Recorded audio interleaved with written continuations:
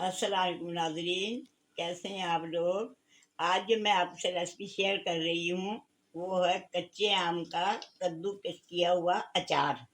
इसके लिए मैंने 1 किलो कैरी ली, उसे धो के छील के और कद्दूकस कर लिया।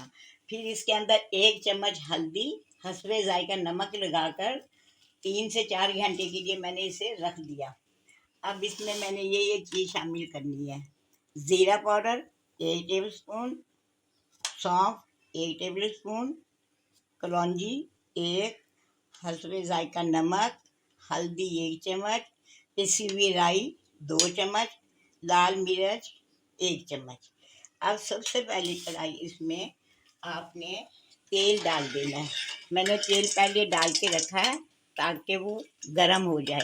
ज़्यादा गरम नहीं करना है। इसे देखने के लिए लहसुन के 3 से 4 जबे मैं डाल देती हूँ। इससे ये होगा कि पता चल जाएगा कि तेल ज़्यादा गरम है या नहीं। ज़्यादा गरम नहीं डालना ताकि मसाला जल जाएगा। ठीक है। अब ये देखें, जो मैंने लहसुन के जवे डाले थे वो रेड हो रहे हैं।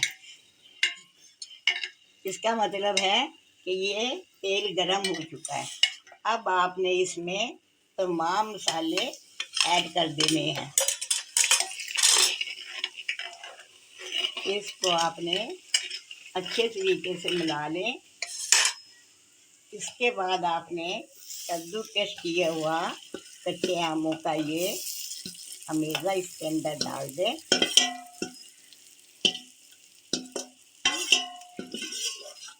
सारा अच्छी तरह डाल के अब पहले इसको मिला लें।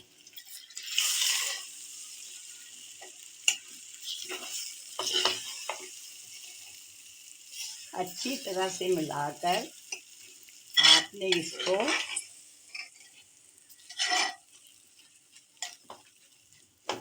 2 से 3 घंटे के लिए रख दें। जब ये ठंडा हो तो आप इसको जार में डाल लें। 4 से 5 दिन के बाद आप इसको खा सकते हैं। उम्मीद करती हूँ आपको मेरी रेसिपी पसंद आएगी। अगली रेसिपी तक के लिए इजाज़त दीजिए। अल्लाह हाफिज़।